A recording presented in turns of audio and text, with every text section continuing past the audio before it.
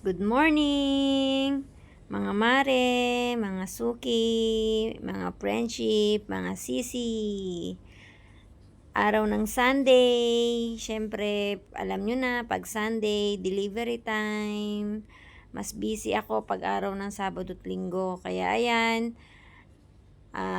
hindi ako nagkakamali, ay 8:30 ng umaga dyan or 9, before 9, nagre-ready na naman ako para sa ating meet up sa Kotaraya. Last time ang ating video, nasabi ko sa inyo na itutur ko kayo sa Kotaraya. So, mamaya dito sa ating video ay merong tour sa loob ng Kotaraya at makikita nyo dyan yung iba't ibang klase ng mga paninda na mabibili nyo sa Kotaraya at makikita nyo na marami ring mga Pilipino at kung saan kami nagpapadala ng pera sa remittance center. Makikita nyo rin dyan. So, ayan nga pala ang aking mga skincare na ginagamit. Yan ang aking mga ni-endorse na beauty products. Meron tayong Cloud Cream, of course. Ayan, ang hindi mawawala with SPF 50 yan, mga mare, mga sisi. Kaya mag-avail na kayo. At ang ating pangmalakasang sisi cushion na magandang maka-glass skin, maka-Korean glass skin yan, mga sisi, mga suki. Napakaganda niyang sisi cushion na yan. Tambal talaga yan. Cloud Cream and sisi cushion. At syempre, hindi mawawala dyan yung ating susunod na gagamitin natin ay yung ating lip and cheek product. So, marami tayong available na product. So, kaya itry nyo na. So, ayan, magli-lip and cheek na tayo. Itong lip and cheek sa mga hindi masyadong mahilig sa mapupulang lipstick. So, ito ay napaka-mild lang at napakaganda sa lips. Pwede rin sa cheeks. Parang yung paglagay nyo sa cheeks, konti-konti lang kasi mabilis siya pumula. Especially kung maputi yung mukha nyo, madali siyang makita. Ayan. Rosy cheeks in a few seconds. Ayan. Para sa mga gusto ng mga light makeups lang, ayan, pwede nyo yan gamitin. So, ayan yung kumain na muna kami dyan ni Habi after ko mag-ready. Ayan, kumain muna kami. Sa labas na rin kami kumain. So, ayan nga palang kinakain ko ay traditional Indian food. So, ayan, dali-dali lang kami. On the way na kami kasi may nag-iintay ng customer. So, ayan, on the way na kami going Kotaraya dyan. So, sa mga hindi nakakaalam, dito ako sa bansang Malaysia. So, ganito po ang itsura ng daan dito sa Malaysia ng ating road. So, ayan, maluwag ang kalsada. Maganda ang panahon ngayon. May sikat ng araw. Ayan, maganda ang ulap. Maganda ang kalangitan. So, ayan, on the way na kami. Mula sa bahay namin hanggang sa meet up place ko ay 15 to 20 minutes lang. Depende kung gaano kakabilis magmaneho. At sa mga oras na yan, ako ang nagdadrive dyan, mga mare. Hindi naman ako ganun kabilis mag-drive, pero pinas forward ko na lang lamang yung ating video. Pasensya na kayo at hindi ko na naayos yung pagkakamera dyan. Hindi ko napansin na natatakloban pala ng handle, yung phone stand, yung aking camera. So, kaya medyo maliit lang yung sakop ng ating video. Pero makikita nyo naman kung gaano kaganda ang tanawin dito sa bansang Malaysia. Magkwentuhan muna tayo habang tayo ay naglalakbay. So, dito nga pala sa bansang Malaysia ay meron tayong iba't ibang klase ng mga Malaysian. Meron Chinese, may Indian, meron Punjabi, pero ang totoong Malaysian ay syempre Muslim dahil ang Malaysia ay Muslim country. Yan ang tinatawag nilang mga Malay. Malay talaga is Muslim talaga sila. So, si Habi ay Muslim pero hindi siya talaga typical na Malay kasi hindi siya born Muslim. Ang Malay na tinatawag ay born Muslim at ang kanilang parents, ang kanilang generations ay talagang mga Muslim. Yung tinatawag nilang Bumaputra. So, yun ang kanilang mga race. So, ayan, malapit na tayo dyan sa Kotaraya. So, mabilis lang naman kasi pinas forward ko na rin yung video na yan kasi marami na naghihintay ng mga customer. Bale ang meet up ko nga pala, ang usapan namin ng customer ay 10:30 ng umaga hanggang 1:00. Pero minsan maaga ako, minsan naman medyo late o katulad diyan medyo may, ah, traffic, so stoplight. So ayan makikita nyo. Ayan nga pala kung makikita nyo sa video, makikita nyo diyan yung Twin Tower. Pero pinost forward ko na kasi dyan yung video kaya hindi na masyadong natanaw yung Twin Tower. Pero napakaganda ng Twin Tower pagkagabi. Hayaan nyo isang araw ay papasyal ko kayo sa Twin Tower. Sa mga hindi pa nakakakita ng aking mga last video, may mga videos tayo sa Twin Tower. Kaso nasira kasi yung isa kong Samsung kong pinang-video noon. Marami akong nakaimbak na videos doon. Kasi nga katulad nga ng sinabi ko sa inyo, dati pa ako nagba-vlog at meron akong YouTube channel. So nahinto lang ako sa pagba-vlog dahil nga na-busy na ako sa trabaho ko at saka hindi ko na kinaya yung mga puyat dahil nung ako ay sumasali sa YouTube, syempre sumasali rin ako sa mga groups para dumami yung aking mga viewers. So ayan, nandiyan na nga pala tayo sa Kotaraya sa ating pwesto. So ayan, inayos ko na yung ating mga orders ngayon para sa meet up. Ayan, naghihintay na lang ako ng mga customers. So every Sunday dito ako nakapwesto sa tabi na to. So dati marami kami dyan pero yung iba ay pumasok na sa loob ng Kotaraya at nagkaroon na sila ng sarili-sarili nilang mga shops. So tayo ay hindi pa natin kayang kumuha ng sarili nating shop sa loob. Although maybe kaya naman natin pero nanghihinayang kami dun sa ibabayad sa loob ng Kotaraya kasi ang sales naman dyan ay every Saturday and Sunday lang. Mostly mga nalabas ay ganun lang. Pag weekdays, wala rin namang tao sa loob. So sayang yung ibabayad natin sa araw-araw kung sakaling kukuha man tayo dyan ng shops.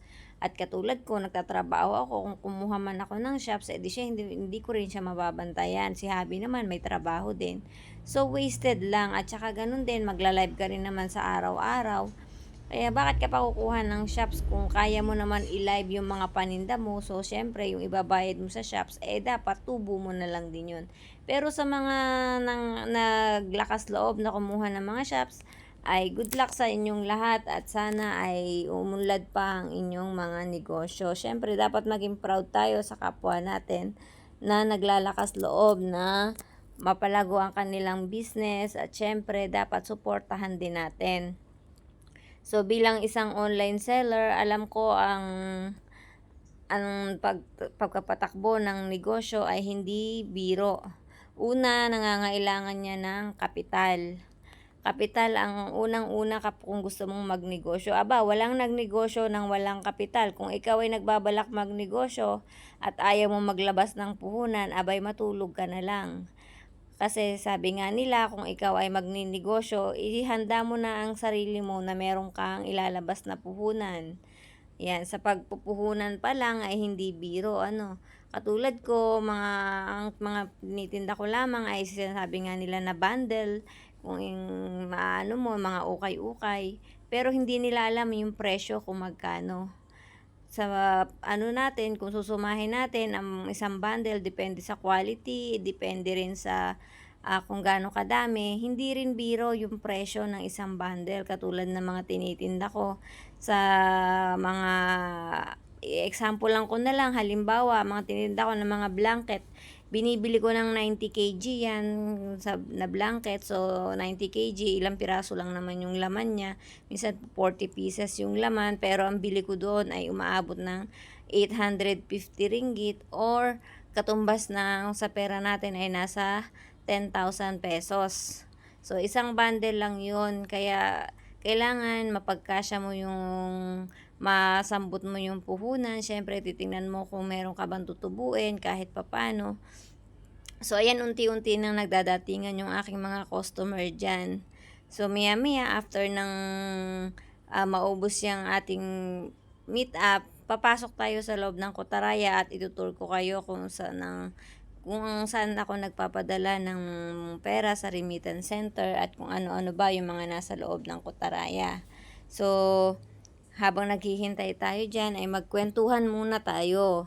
Kailangan, tiyaga at saka puhunan ang kailangan dito sa pagninegosyo. Hindi biro ang pagkakaroon ng negosyo.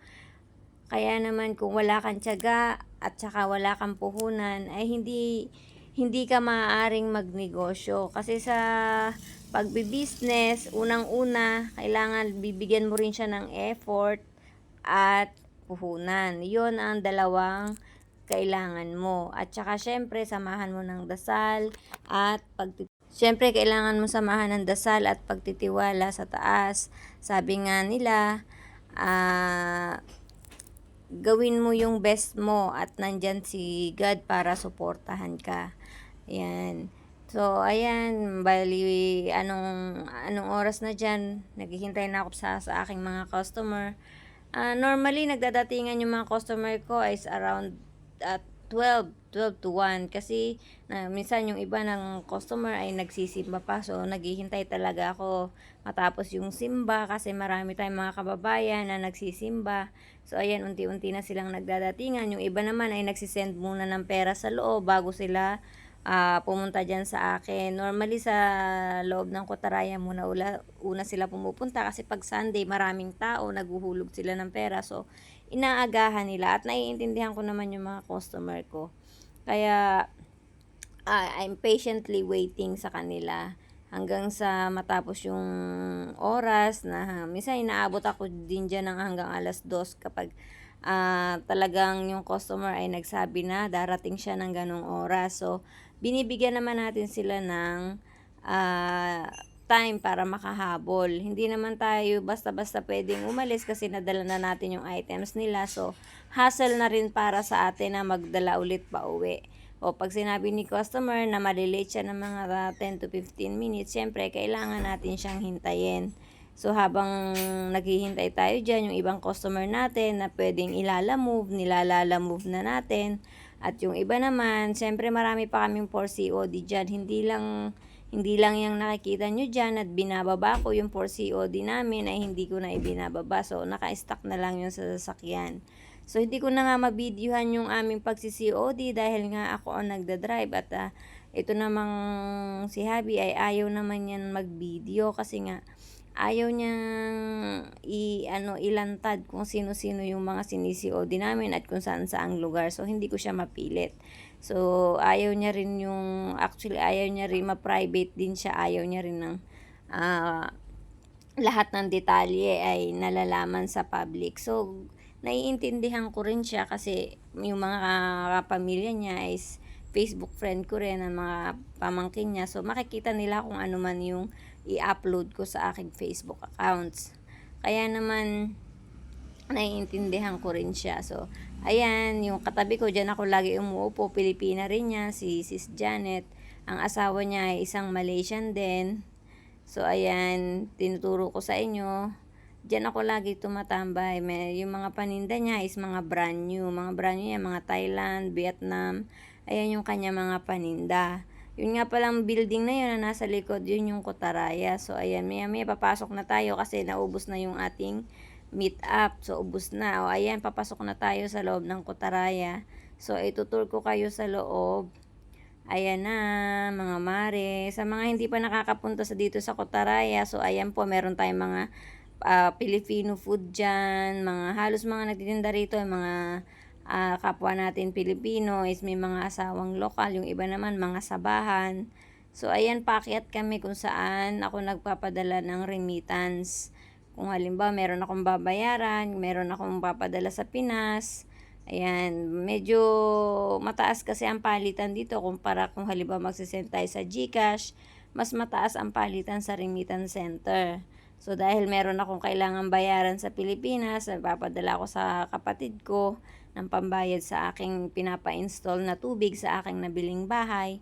So, ayan, napasabit nga pala ako dito sa aking kaibigan. Ayan, Pinay din siya. Ayan, meron siyang sariling shop dyan.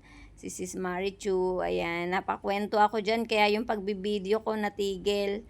Ayan, napakwento ako dyan, nauna na si Habi. Kaya natigil yung pagbibideo ko dyan hanggang sa pumunta na kami doon sa TML. Ayan, dito ako nagpapadala. So, ayan, marami tayong mga kababayan na nagpapadala dyan. So, medyo mataas ang palitan ngayon diyan, 12.25. So, ayan, natapos na. Pinas forward ko na yung video. So, ito matatapos na rin. Kain na kami ng lunch diyan. Okay, hanggang dito na lang. Thank you for watching. Bye-bye. See you in my next video.